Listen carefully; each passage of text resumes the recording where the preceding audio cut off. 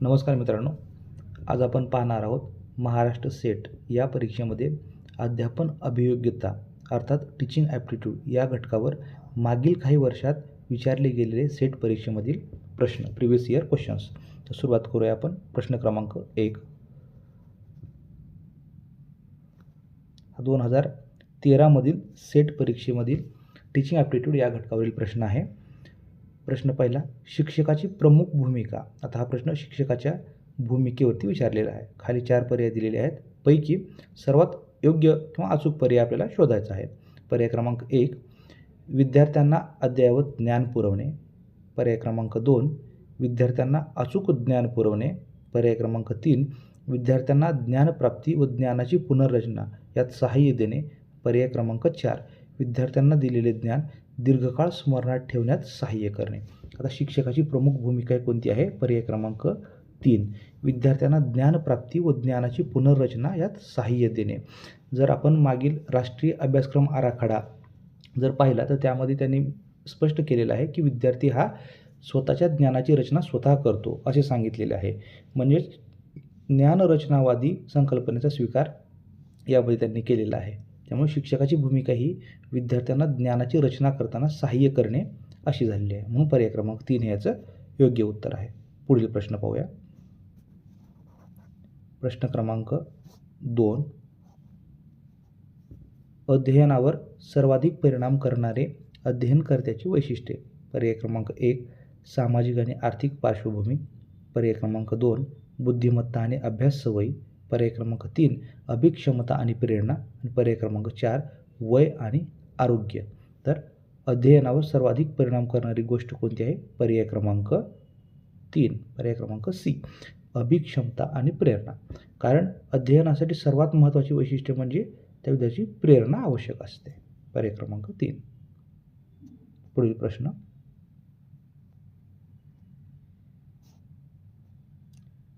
हे प्रश्न डायरेक्ट तुम्ही स्क्रीनशॉट काढून घेतले तरी चालतील. प्रश्न क्रमांक 3, व्याख्यानाचा प्रमुख दोष म्हणजे. पर्याय क्रमांक 1, विद्यार्थी कंटाळतात आणि परिणामी अवधान देत नाहीत. पर्याय क्रमांक 2, विद्यार्थ्यांना तयार उत्तरे मिळतात आणि ते आळशी बनतात. पर्याय क्रमांक 3, विद्यार्थी निष्क्रिय स्वीकारक बनतात आणि विचार करत नाहीत.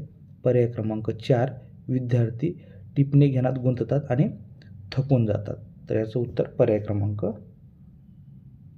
3 आहे. कारण व्याख्यान पद्धतीमध्ये शिक्षक हे एक मार्गी संप्रेषण करीत असतात आणि विद्यार्थ्यांचा सहभाग कमीच असतो किंवा नगण्य असतो. परिणामी विद्यार्थी हे निष्क्रिय स्वीकारक बनतात आणि विचार करत नाहीत. पर्याय क्रमांक 3 याचं योग्य उत्तर. प्रश्न 4, जर ज्ञानप्राप्तीसाठी अध्ययन हे शिक्षणाचे ध्येय असेल तर विद्यार्थ्यांना. पर्याय क्रमांक 1, अद्ययावत जागतिक ज्ञान पुरवावे. पर्याय क्रमांक 2, आधुनिक तंत्रज्ञानाच्या सहाय्याने शिकवावे. पर्याय क्रमांक 3, अधिक सखोल स्वाध्याय द्यावेत. पर्याय क्रमांक 4, स्वअध्ययनाला प्रोत्साहित करावे. त्याचं बरोबर उत्तर कोणतं आहे? पर्याय क्रमांक डी, स्वअध्ययनाला प्रोत्साहित करावे. कारण ज्ञानप्राप्ती करायची असेल तर स्वअध्ययनाला प्रोत्साहित करणे गरजेचे आहे. पुढील प्रश्न. प्रश्न 5,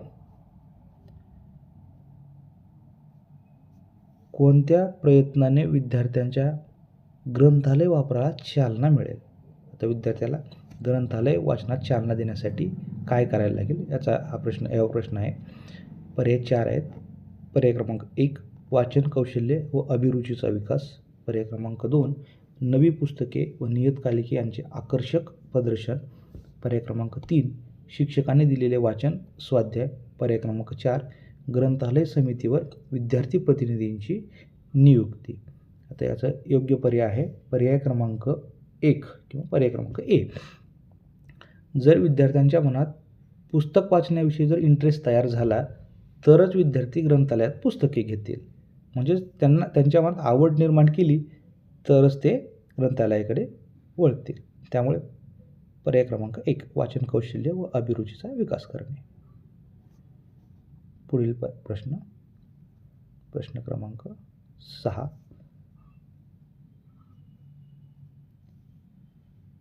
सध्याच्या मूल्यमापन प्रणालीत खालील बाबतीत मर्यादा आहे. पर्याय क्रमांक 1, शैक्षणिक अभ्यासक्रमातील यशाचे भाकीत करणे.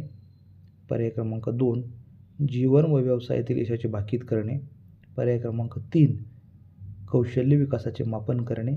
पर्याय क्रमांक 4, शैक्षणिक संपादन जोखणे. तर योग्य पर्याय आहे पर्याय क्रमांक बी किंवा पर्याय क्रमांक 2, जीवन व व्यवसायातील यशाचे भाकीत करणे. कारण सध्याच्या शिक्षण प्रणालीत विद्यार्थ्यांच्या भविष्यकालीन जीवनासंबंधी व भविष्यकालीन व्यवसायातील यशाचे भाकीत करणारी मूल्यमापन प्रक्रिया अस्तित्वात नाही. त्यामुळे पर्याय क्रमांक बी.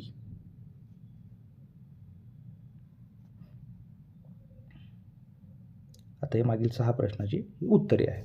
हा उत्तराचा स्क्रीनशॉट घ्या. ओके. आता पाहूया आपण सेट डिसेंबर 2013 या परीक्षेमध्ये टीचिंग ॲप्टिट्यूड या घटकावर विचारले गेलेले प्रश्न. प्रश्न क्रमांक 1, पुस्तक वापरून उत्तरे लिहिण्याच्या चाचण्यांची शिफारस करण्याचे प्रमुख कारण म्हणजे. पर्याय क्रमांक 1, त्यांच्यामुळे परीक्षांमधील गैरव्यवहार कमी होतात. पर्याय क्रमांक 2, विद्यार्थ्यांना परीक्षेच्या तयारीसाठी वेळ घालवावा लागत नाही. पर्याय क्रमांक 3, त्यांच्यामुळे यांत्रिक स्मरणावरील भर कमी होतो. पर्याय क्रमांक 4, परीक्षेच्या वेळी विद्यार्थी निश्चित असतात. तर याचं योग्य पर्याय आहे पर्याय क्रमांक 3, त्यांच्यामुळे यांत्रिक स्मरणावरील भर कमी होतो. मित्रांनो, नॅशनल करिक्युलम फ्रेमवर्क हा जर तुम्ही बघितला तर त्यामध्ये त्यांनी स्पष्ट उल्लेख केला आहे की लर्निंग विदाऊट बर्डन, की यामध्ये यांत्रिक स्मरणावर भर देऊ नये असे त्यामध्ये त्यांनी सांगितलेले आहे. विद्यार्थ्यांना संकल्पनात्मक ज्ञान देण्यात यावे. ओपन टेक्स्ट हे फॉर्मॅटिव्ह इव्हॅल्युएशनमध्ये त्या प्रकारात येतं. त्यामुळे पर्याय क्रमांक 3 हे याचं योग्य उत्तर आहे. पुढील प्रश्न,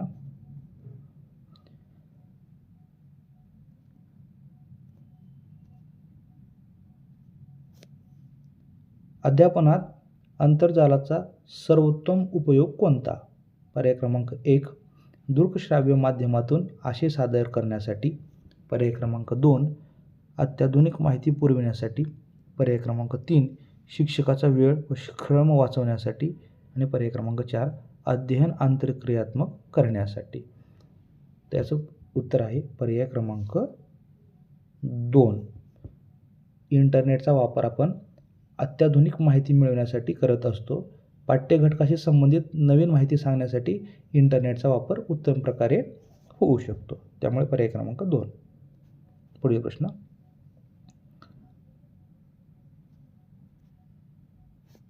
अध्ययनाबाबतची सर्वात अलीकडे स्वीकारलेली विचारधारा म्हणजे. अध्ययनकर्ता हा पर्याय क्रमांक 1, ज्ञानाचा रचयिता आहे. पर्याय क्रमांक 2, ज्ञानाचा स्वीकारक आहे. पर्याय क्रमांक 3, ज्ञानाचा उपभोक्ता आहे. पर्याय क्रमांक 4, ज्ञानाचा संकलक आहे. तर याचं उत्तर आहे पर्याय क्रमांक ए. विद्यार्थी हा स्वतः ज्ञानाचा रचयिता असतो असे या संकल्पनेचा अर्थ आहे. पुढील प्रश्न,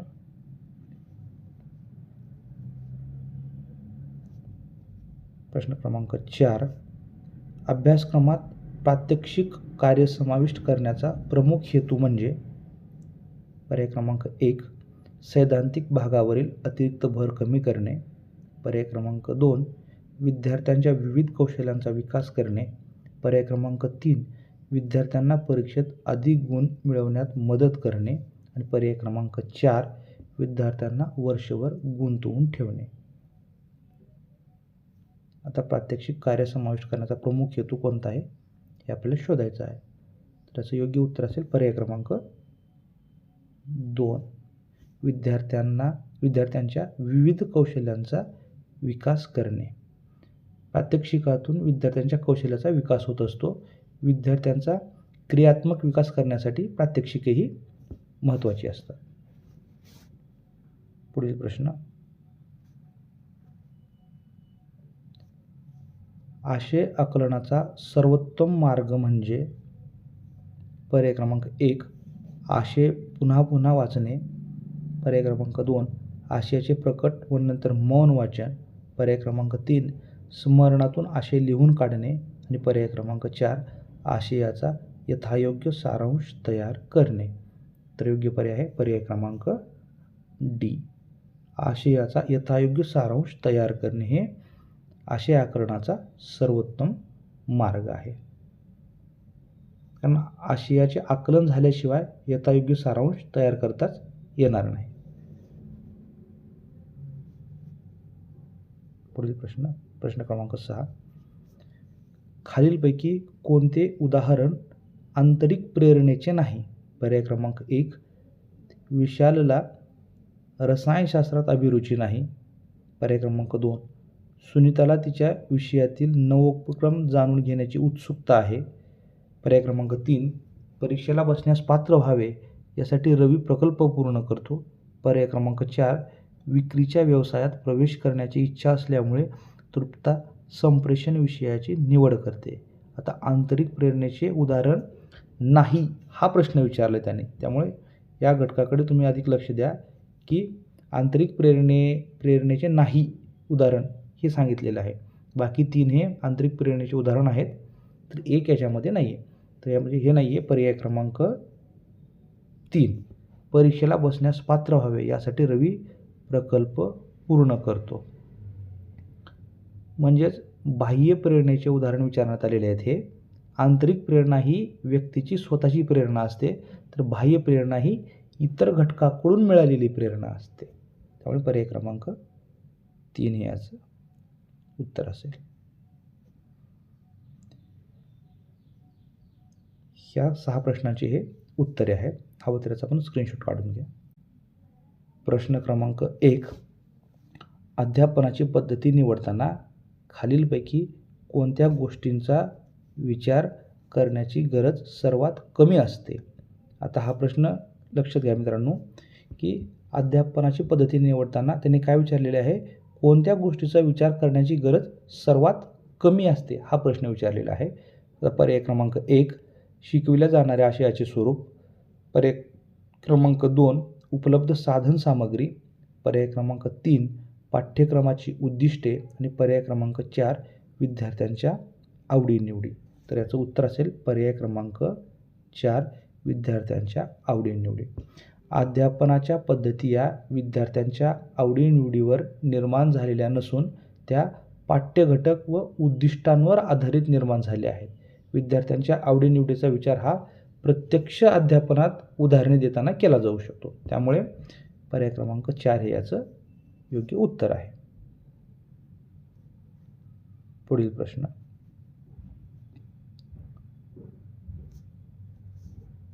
चुकीच्या अध्ययनाबाबत सर्वोत्तम प्रत्याभरण टिंबटिंबद्वारे प्राप्त केले जाते.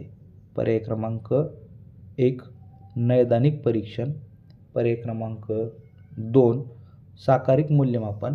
पर्याय क्रमांक 3 उद्दिष्टधारित परीक्षण.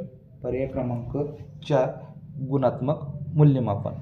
तर याचा योग्य पर्याय असेल पर्याय क्रमांक 1 नैदानिक परीक्षण. नैदानिक परीक्षण हे विद्यार्थ्यांच्या चुकीच्या अध्ययनाबाबत तसेच अध्ययन अडचणीबाबत परीक्षण करते. पुढील प्रश्न पाहूया आपण. प्राणी कोशिका व वनस्पती कोशिका यातील फरक स्पष्ट करा. हा प्रश्न टिंबटिंब या उद्दिष्टावर आधारित आहे. पर्याय क्रमांक 1 आकलन. पर्याय क्रमांक 2 विश्लेषण. पर्याय क्रमांक 3 संश्लेषण. आणि पर्याय क्रमांक 4 मूल्यमापन. तर आता या प्रश्नाचं जर उत्तर बघितलं आपण तर पर्याय क्रमांक 1 हे पण बरोबर आहे आणि पर्याय क्रमांक 2 हा पण बरोबर आहे. त्यामुळे या प्रश्नाचं उत्तर ए आणि बी हे दोन्ही पण होऊ शकतं, परंतु पर्यायामध्ये तसं दिलेलं नाही. त्यामुळे या प्रश्नाचं उत्तर ए आणि बी हे दोन्ही आहे. हा प्रश्न ज्यानं ए पर्याय किंवा बी पर्याय बरोबर केलेला आहे त्या विद्यार्थ्यांना याचे गुण मिळालेले आहे. आपण नेक्स्ट क्वेश्चन पाहूया.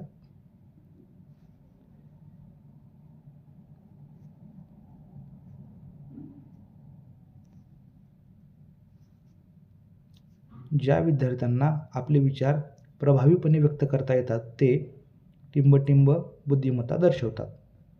पर्याय क्रमांक 1 भावनिक, पर्याय क्रमांक 2 भाषिक, पर्याय क्रमांक 3 आंतरवैयक्तिक, पर्याय क्रमांक 4 बोधात्मक. ज्या विद्यार्थ्यांना आपले विचार प्रभावीपणे व्यक्त करता येतात तर ते भाषिक बुद्धिमत्ता दर्शवतात. भाषेवर प्रभुत्व असल्याशिवाय विचार प्रभावीपणे व्यक्त करता येत नाहीत. भाषिक बुद्धिमत्ता म्हणजे भाषेवर प्रभुत्व असणे होय. यामध्ये स्पीकिंग लँग्वेज आणि रायटिंग लँग्वेज या दोन्हीचा समावेश होतो. गार्डनर या मानसशास्त्रज्ञाने बुद्धिमत्तेचे 9 प्रकार सांगितलेले आहेत. त्यामुळे पर्याय क्रमांक बी किंवा पर्याय क्रमांक 2 भाषिक हे याचं उत्तर असेल. पुढील प्रश्न, पुढीलपैकी कोणते घटक अध्यापनाच्या गुणवत्तेवर जास्तीत जास्त परिणाम करतात? पर्याय क्रमांक 1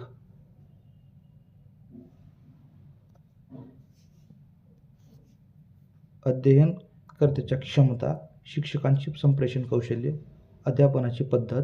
पर्याय क्रमांक 2 अध्यापनाची पद्धत, शिक्षकाची संप्रेषण कौशल्य, शिक्षकाचे प्रशिक्षण. पर्याय क्रमांक 3 शिक्षकाचा पगार, शिक्षकाचे व्यक्तिमत्व, शिक्षकाचे प्रशिक्षण.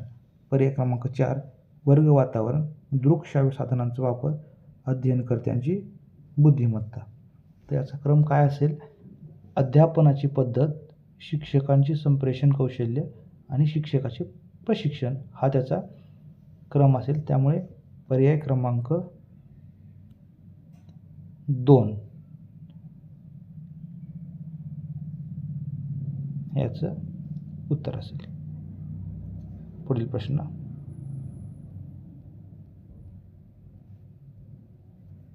गृहपाठ देण्यामागील सर्वात महत्त्वाचा उद्देश हा आहे.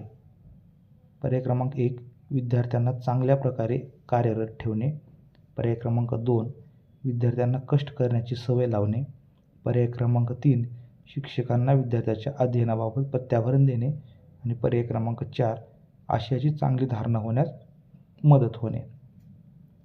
गृहपाठ देण्याचा महत्त्वाचा उद्देश हा आशयाची चांगली धारणा होण्यास मदत होणे हा आहे.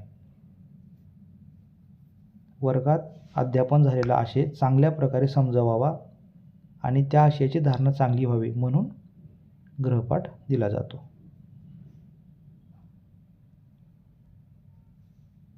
या 6 प्रश्नांची उत्तरे हवं स्क्रीनशॉट घ्यायचा. पण आता आपण पाहूया सेट 2016 मधील मे 2016 मधील प्रश्न टीचिंग ॲप्टिट्यूड या घटकावरील. पाठ्यक्रमातील आशयाचे रोजच्या आयुष्यात उपयोजन साधण्यासाठी अधिक उपयुक्त आहे.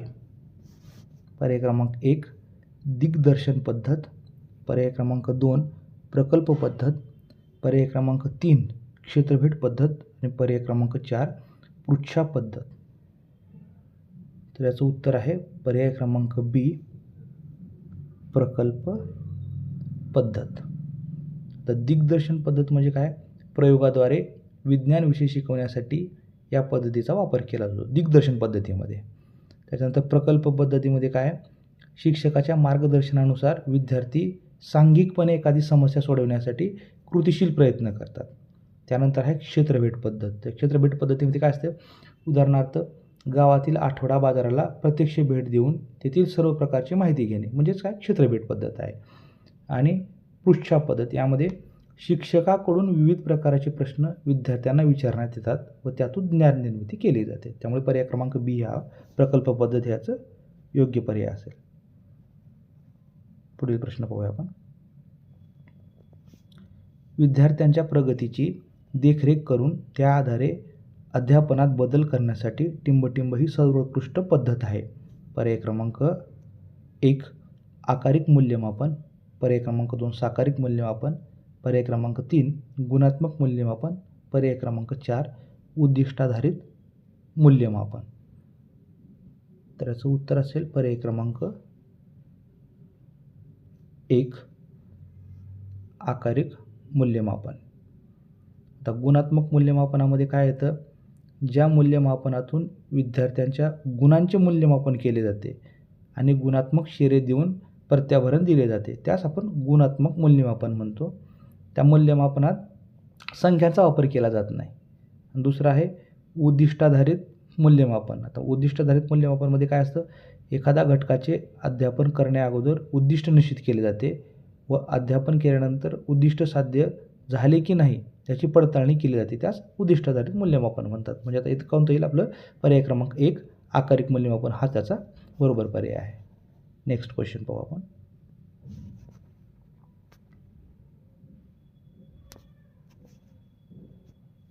पृथ्वी गोल आहे किंवा नाही हे तुम्ही कसे सिद्ध कराल?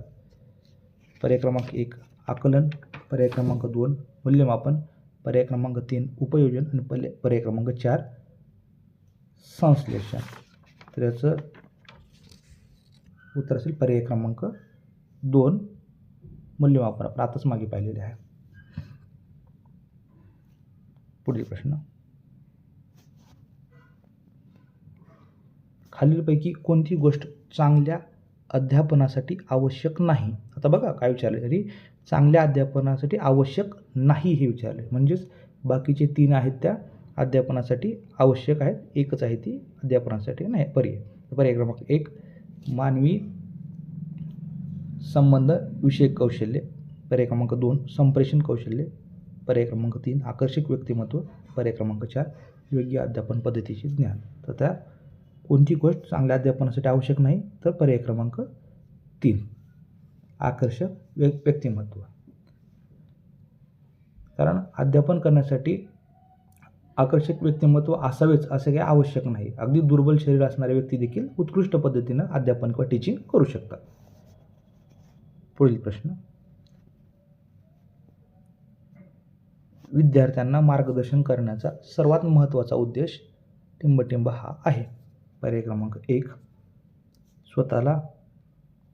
स्वतःच्या कमतरता समजून घेण्यास त्यांना मदत करणे, पर्याय क्रमांक 2 त्यांची चुकीचे वर्तन बदलण्यास त्यांना मदत करणे, पर्याय क्रमांक 3 त्यांना स्वतःला मदत करण्यास सक्षम बनवणे, पर्याय क्रमांक 4 त्यांना योग्य मार्गाबाबत निर्देशन करणे. तर याचं उत्तर आहे पर्याय क्रमांक 3 त्यांना स्वतःला मदत करण्यास सक्षम बनवणे. पुढील प्रश्न, अध्ययन अभिप्रेरणा वाढविण्यासाठी टिंबटिंब ही सर्वोत्कृष्ट पद्धत आहे. पर्याय क्रमांक 1 अध्ययनादरम्यान लक्ष न दिल्याबद्दल शिक्षा करणे, पर्याय क्रमांक 2 अध्यापनादरम्यान अवघड प्रश्न विचारणे, पर्याय क्रमांक 3 घटक शिकविण्यामागील उद्देश सुरुवातीला स्पष्ट करणे आणि पर्याय क्रमांक 4 विविध दृकश्राव्य साधनांचा वापर करणे. त्याचं योग्य उत्तर आहे पर्याय क्रमांक 3 घटक शिकविण्यामागील उद्देश सुरुवातीला स्पष्ट करणे. कारण एखादा घटक शिकवण्यामागील उद्देश जर विद्यार्थ्यांना सांगितला तर त्या विद्यार्थ्यांमध्ये तो घटक अध्ययन करण्याची प्रेरणा ही आपोआपच तयार होईल. तर हे होते 2016 मधील प्रश्न सेट परीक्षेमध्ये विचारलेले. तर आज आपण टीचिंग ॲप्टिट्यूड या घटकावरील 2013 ते 2016 या मागील 4 वर्षातील प्रश्न अभ्यासले आहे. तर पुढील व्हिडिओमध्ये आपण रिसर्च ॲप्टिट्यूडविषयी माहिती घेऊया. धन्यवाद.